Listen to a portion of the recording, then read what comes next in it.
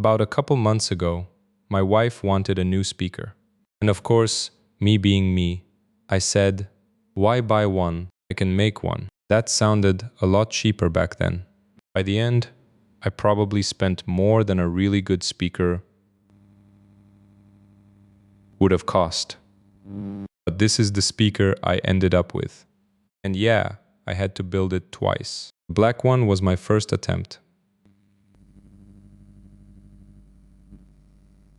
But I did not record any of that build process. Honestly, it had so many problems. I wanted another try. So in this video, I rebuilt the speaker again, partly so I could show the process, and partly so I could fix what I learned from the first try. But let me go back to the beginning. At that time, I was really into old radios, Soviet-era objects, and retro tech in general.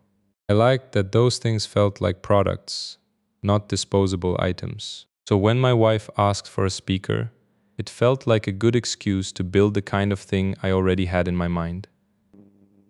The body had to be made from wood, but the front needed something more interesting than a normal grill. That grill was inspired by the Mac Pro cheese grater design.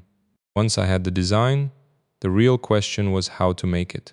I do not have a CNC machine for that kind of carving. What I had was a laser cutter and a 3D printer. I did not want to print the whole enclosure with a 3D printer.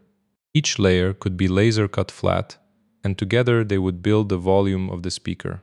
Of course, stacked layers create their own problems. They have to line up when gluing.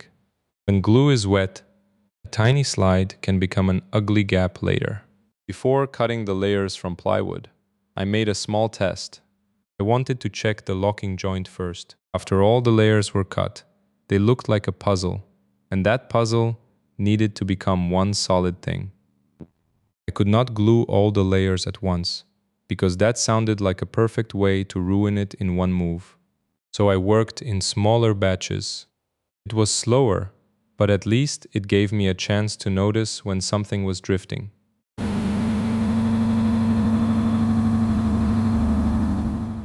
All these layers gave me the main shape, but they also left every plywood layer visible. So the next part was sanding. A lot of sanding. Honestly, the most time-consuming part of this project was sanding. I applied some primer, sanded it again, and then added one more coat of primer. We picked this shade of green for the body. A friend of mine, who is also an art teacher,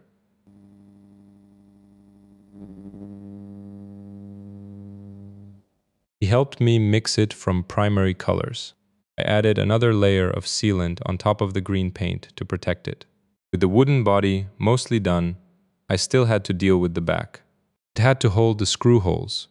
It also had to hold the power socket and the amplifier and power supply. So it was basically a service panel for the whole speaker. My first plan was to print that back panel in one piece, because it sounded easier. Technically, it worked. There was a lot of support material, so it needed a lot of sanding and cleanup. Some of the screw holes were not lining up anyway, so I decided to redesign the back panel and print it again. I split the back panel into two pieces. The split had to make room for the volume rocker and still look intentional. The nice part was that each half could finally be printed flat and separately. They still needed cleanup and sanding, because 3D printing always shows some kind of imperfection. After the back panel was done, I glued the front grille onto the speaker and installed all the electronics on the back panel. Eventually, everything came together to make this functional Bluetooth speaker. And yes, buying a speaker would have been easier. It probably would have been cheaper too.